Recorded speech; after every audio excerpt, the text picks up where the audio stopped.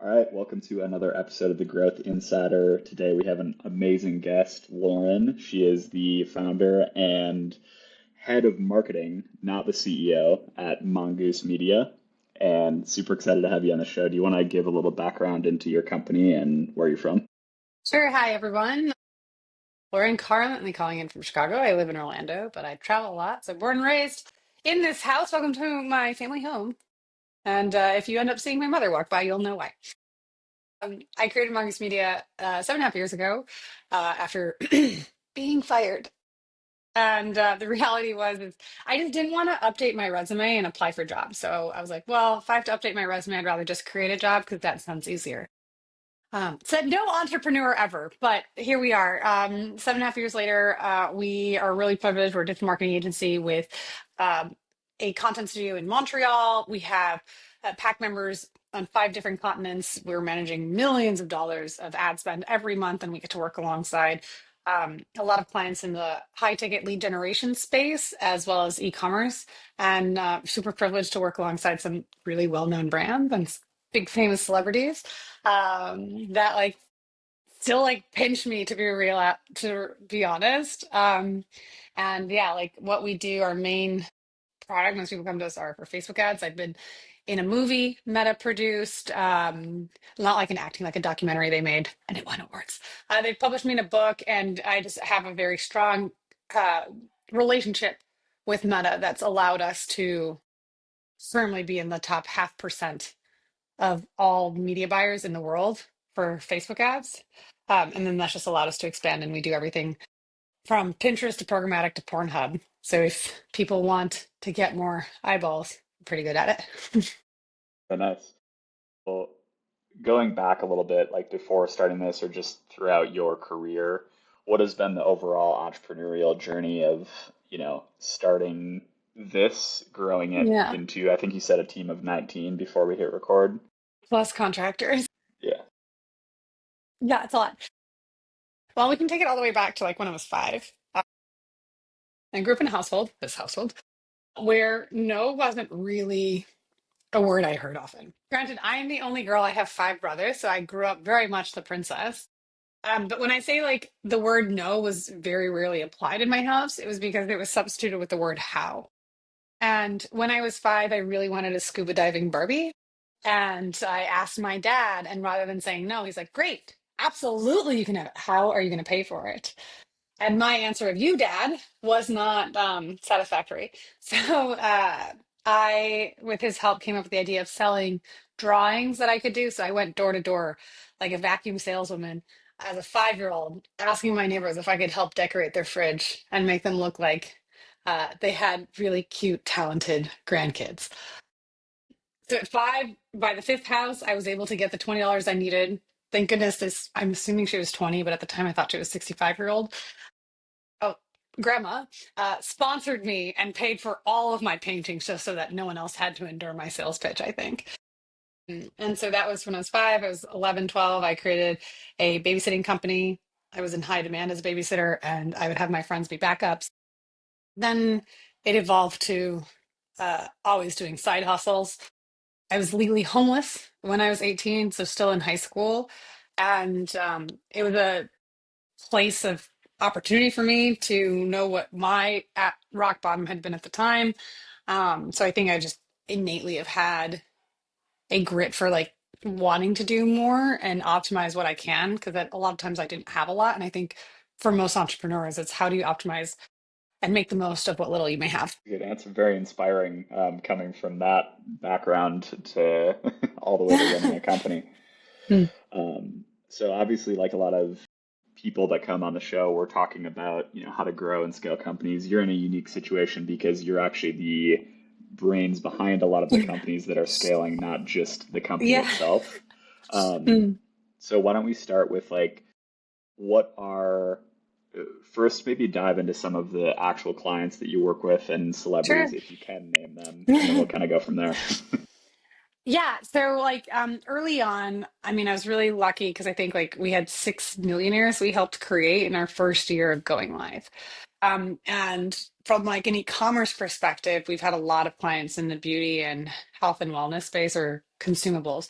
And one of our earlier clients, like Skinny Mixes, they're a zero sugar, zero carb, zero calorie beverage mixer, which started off with there's really like a like zero calorie margarita mix and expanded to like 80 different products.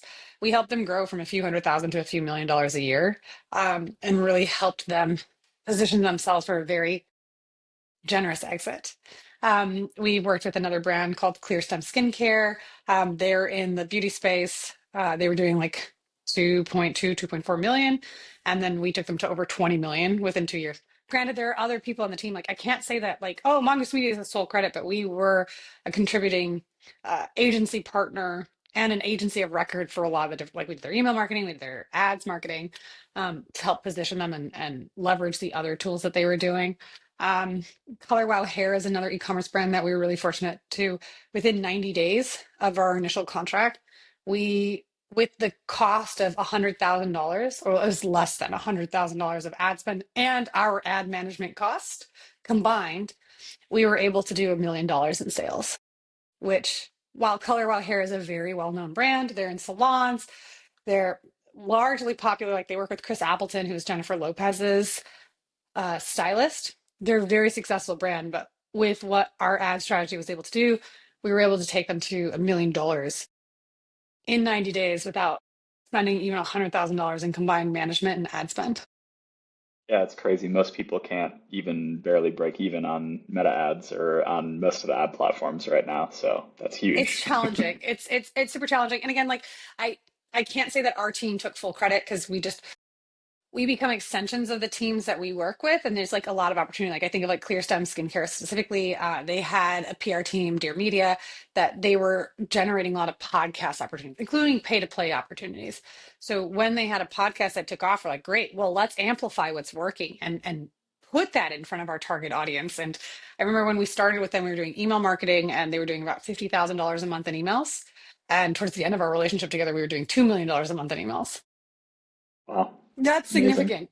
Now, part of that is filling it. So again, there's a lot of moving pieces, but where we were able to help and grow and scale those brands is doing what we do best on social media ads specifically is like our bread and butter. But we have 8 media buyers.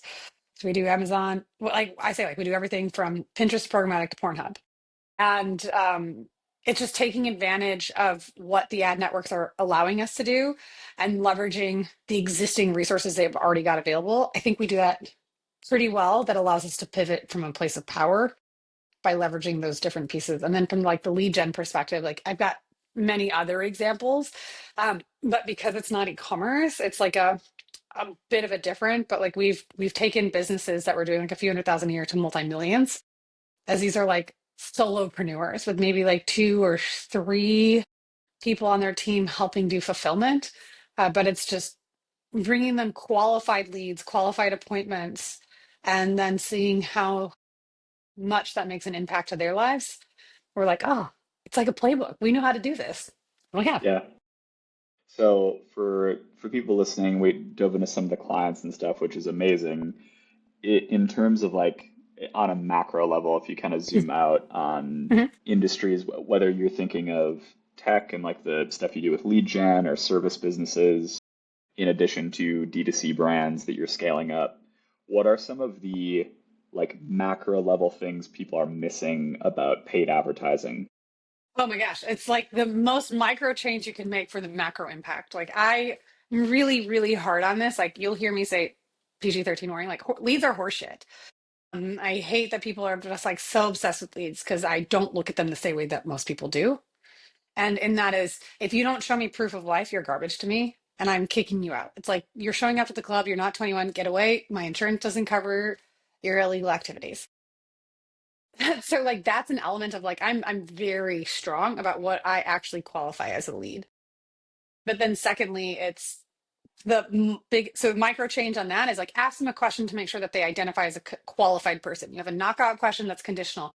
If they do not X, they do not get in. You bounce them out right away. So that's one micro change that you should do on any lead form. You should always have a knockout question if you're doing lead capture. Second is in that micro change, I'm like, oh God, there's so much more you can do. But the second thing I have to say is most, if not all, and we've audited thousands of ad accounts over the years, none of them are sending in the data right back into the ad networks correctly.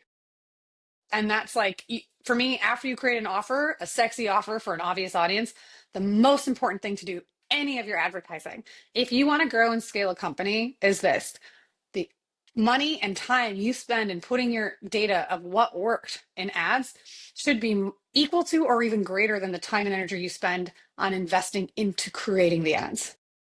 If you tell Wow. Meta I'm generating leads, if you tell Meta I'm generating phone calls, if you tell Meta I'm generating purchases, and you don't have a hierarchy of what's good, everything is assumed equal.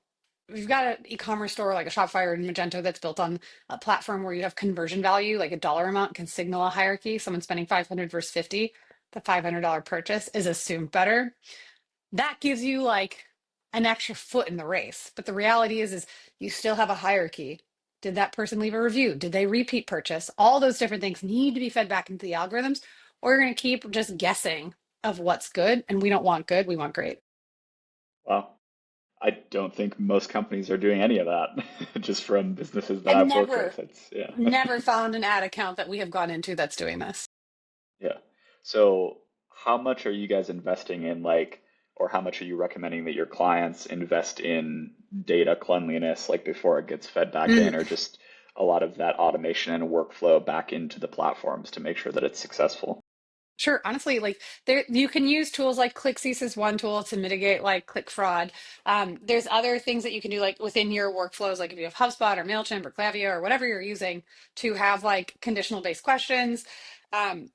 I don't think that there's like an investment level type because so much of it is foundational. You set up a CRM pixel, you set up offline conversions, you set up a messenger based pixel. Like everyone listening to this, if you knew that Meta has 5 different types of pixels, congratulations. You're you know more about Meta than nearly every other podcast I've ever been on. Congratulations. And email me if you're looking for a job because that's the type of stuff we look for. But there are 5 different types of pixels. And everyone, when they think of a Meta pixel, they think of the website pixel. But in a potential zero cookie policy, website pixels will become irrelevant. Maybe then you know about CAPI, Conversions API, and you're doing server side conversions, but you don't know that there's a CRM pixel. You don't know about offline conversions. You don't know about a messenger based pixel that has additional areas of quality signals you can send back in. So the conclusion is like your question is how much should someone invest? I don't have a dollar amount, but I do have like it's foundational. You just have to have housekeeping and you set up everything in order properly, and then there's things that you can do along the way. And some things take time. The CRM Pixel, oh my gosh, takes like 90 days, 6 months sometimes. It's hard, but wow, is it better? Because then you stop optimizing for leads and optimize more for scheduled phone calls or people that show up on phone calls. It's a micro change that if you invest up front, it's long-term macro growth. And like the reason why I say that is the longer you're optimizing for the wrong thing, the delta between what you want and what you're getting continues to grow because Meta's looking for results. And if those results are just giving you a lead, not a qualified lead, not a lead that's reached out to you, not a lead that's booked a call, you're just going to get more and more of what you don't want. And that delta means you have to pay more into your ads to overcompensate what your pixel earned wrong. Mm. So one thing that I hear all the time when I'm meeting with companies, I would say more between like the 5 million to $15 million range.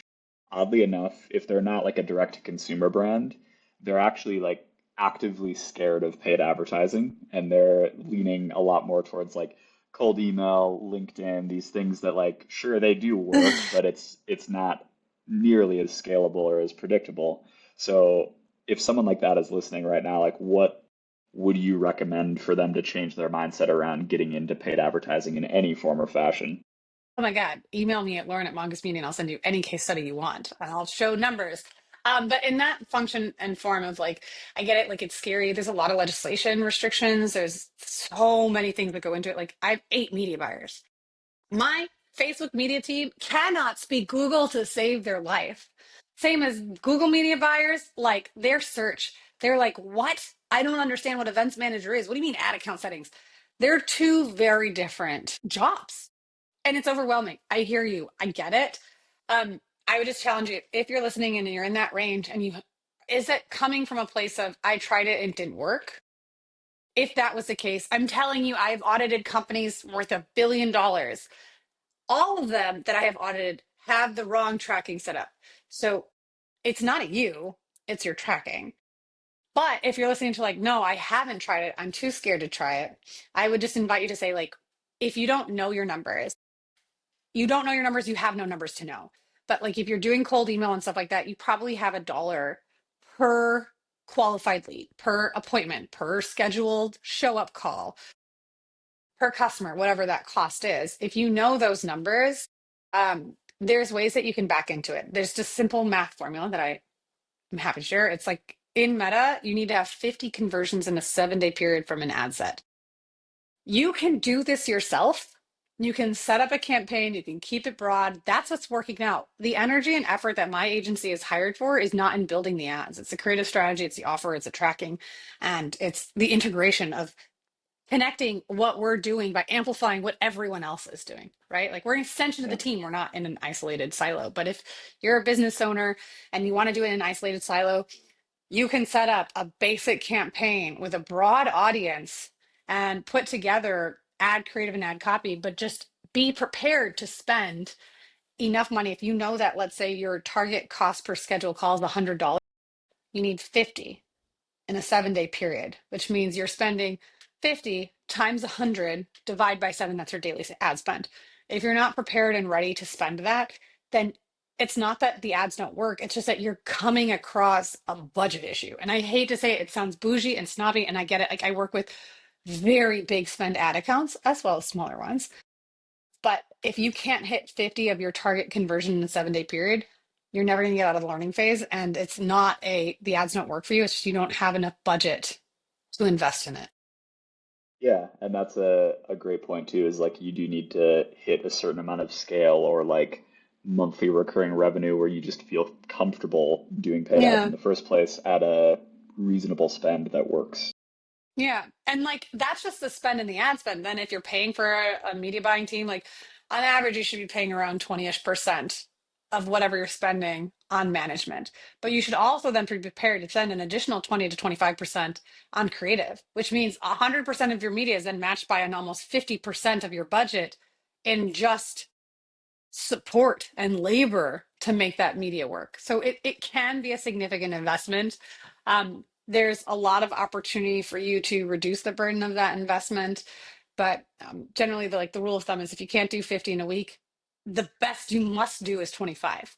And if you're not willing to get to pay what it costs to get 25, then you're not in a position of actually wanting to grow and scale. And it does take an investment. You've got to learn. And usually that first $5,000 you spend is just set on fire. But instead of it like setting on fire and disappearing into smoke, it trains your algorithm to understand what can and can't work for you.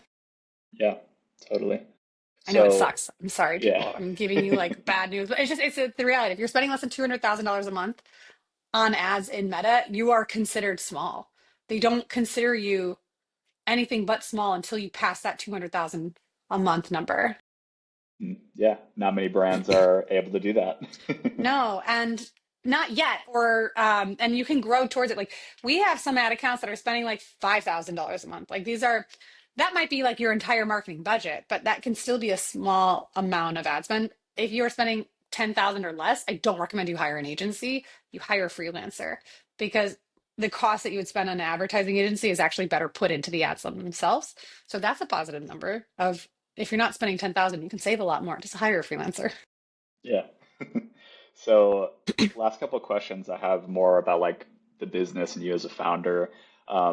Where are you guys at right now in terms of like team or clients and stuff, and where do you want to grow to? What's the plan for the remainder of the year?